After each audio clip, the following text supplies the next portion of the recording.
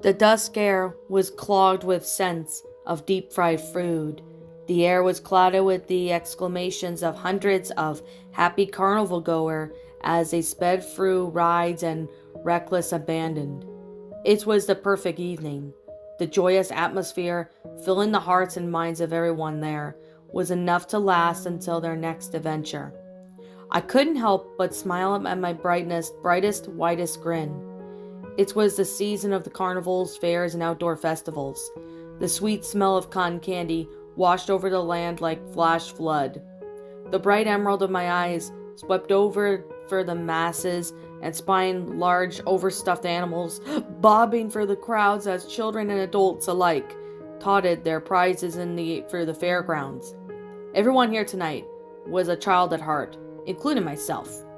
Spying one of my favorite carnival treats, the fun house, I giddily trotted over towards the old converted trailer in search of the infamous mirrors and cheap pranks.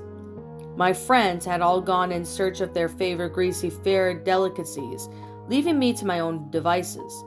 While I disliked going on most of the rides by my lonesome, I could more than handle my various mysteries inside the funhouse. After all, they were mostly geared to scare children. Most of them I had seen a million times, and at most provided me a chuckle or two. Once in a while something would jump out and startle me, but even then the prank was met with laughter. It was a funhouse after all. I dug through my tickets in my pocket, taking the inventory as I read the sign out in the old trailer.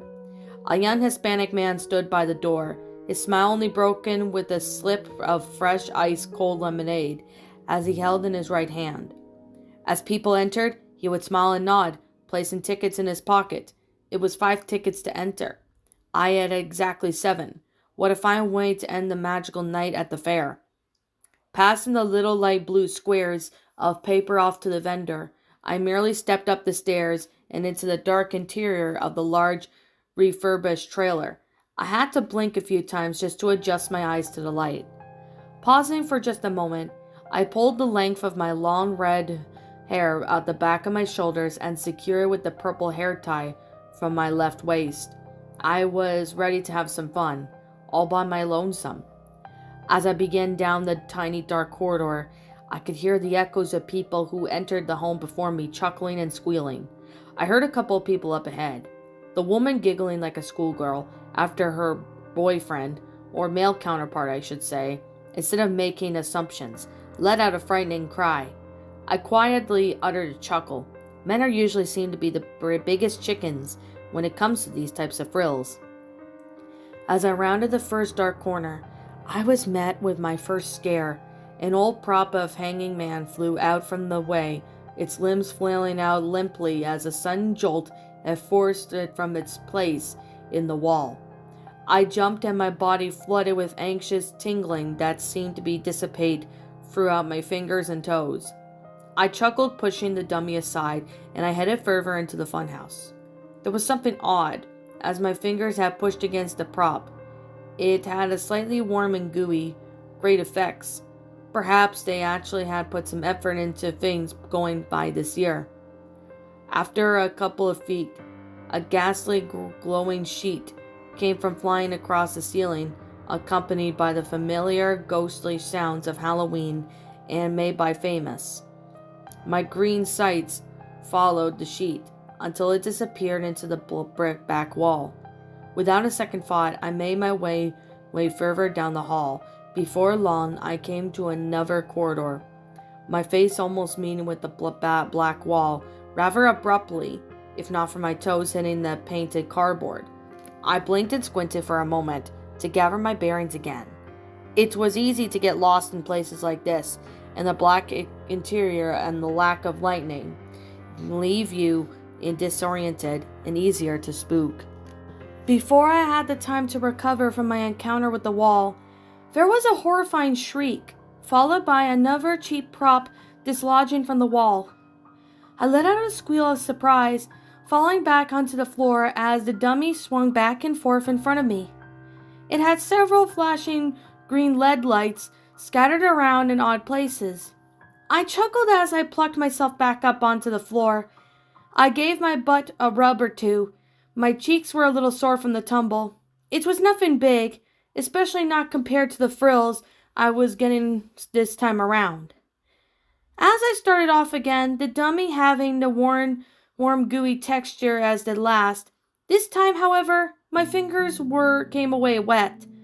I frowned a bit as I wiped them off my jeans, probably glue from those dollar store lead lights. Probably from the vendor could offer me somewhat of wet wipes afterwards. It would only be right since it was the sloppiness that caused it. There were several more props that dislodged from the dark walls. There were little trapdoors squeaking as they popped open to spit out some frills. Various pained cries, shrieks, and Halloween sound effects echoed throughout the walls. I couldn't hear any more people in the trailer. They must have made it out already, as I was having a blast, my voice bouncing through the darkness with chuckles and squeals. I hadn't thought twice about the grotesque creativity used in the props, most of the dummies appearing rather lifelike in the dark. To me, they were simply improvement to the same old funhouse sheet peel. It was nice to see and feel some effort being put into the carnival classic. After about 5 minutes, I came to a door, my hands finding the knob before I even realized what was in front of me. I attempted to turn it, but it wouldn't budge. Frowning, I furrowed my brows in frustration, removing the attention from the door. I felt my way around the hallway around me, running my fingers along the black walls. They didn't seem to be another way through. Maybe it was just jammed. I then leaned my body against the door, my hands furrowed tightly as they could around the little handle. I noticed something strange when I pressed up against the door. There was a low manacled hum coming from behind the door. I paused, pressing my ear against the back entryway as I listened for the identity of any other sounds. Perhaps it was the generator outside that powered the entire funhouse. Shrugging it off, I loathed a little sigh of disappointment as I soon realized the door was not going to budge. I'd taken a wrong turn, obviously, prepared to turn around and shuffled my way back to the correct path. I slipped on something wet on the floor. Immediately my stomach churned as my mind raced to his assumptions. Somebody probably had thrown up in there, either from fear or intoxication, that I just stepped in. Disgust rushed through me, quickly dispelling the happy vibe that had followed me around all evening. What a great way to end the night. Now forcing more of my surroundings, I began to notice the smell. It didn't reek of vomit, but rather it was bitter, metallic smell. Oil from the generator? No, it was a little different. More bittersweet. I scrunched up my nose before heading back down to the corridor. Whatever it was, it didn't matter. I had to be close to by the end now. I had sudden desire to go find my friends, head back home from the night. My fun had been ruined by someone else's bad luck. At least I wasn't the only one who had wandered down the wrong tunnel. Dragging my fingers along the walls, I searched for another passage. It only took me a moment or two before my fingers slid around the corner to my right. I don't know how I managed to miss it before, but I hurried and turned the corner. My face smacked right into another prop. As I rounded the corner, I shrieked with a sudden shock, my body instinctively falling back away from whatever it was I had run into. As I glanced upwards towards the source of the frill, several lead lights flickered on and off behind it. One of those cheap Halloween sound effects blaring in the background. What I saw in those short, livid green flashes horrified me. This time I got a good look at the dummy. Almost every last inch of its frame, covered in what looked like blood, from the chest down to the stomach cavity, was torn open. Fresh sausage-looking guts poured down onto the floor. It hung suspended by the neck from the ceiling. As I sat down there on the floor, another bright green flash erupted behind it. It was then that true terror struck me. Terrified eyes rolled. They rolled down, and they were rolling down towards me. Peering down directly on my own, it was no dummy. It was completely encompassed by the sudden onset of fear. My body went into another drive as my limbs began to flail beneath an attempt to get up. I began to slip on blood that had pooled on the floor. My heart beat feverishly against the walls of my chest, my breathing flying out of control as I began to drown in my own panic. All those dummies, those props, they were real. I began to whisper it as it all began to sink in, digging my heels down to the floor as best I could. I pushed myself back, crab-like walking down the corridor in search of an exit. Losing the track of time, I crawled back frantically through the dark hallway for what seemed like forever, until I felt it was safe to turn around. I wanted out of that freakish house of horrors immediately. That was no fun house. Rolling around onto all fours, I became horribly aware of the racket I was making. How long had I been whimpering? Had someone heard me? Paralyzed in fear to threaten to break down the door to my subconscious, as I crawled on all fours back the way I came. I needed to get out of here immediately. Whoever was killing people might still be there, and I didn't want to meet them. As long as I last saw at the brightening of the black heavy-duty cardboard walls of the funhouse. I gasped a sigh of relief.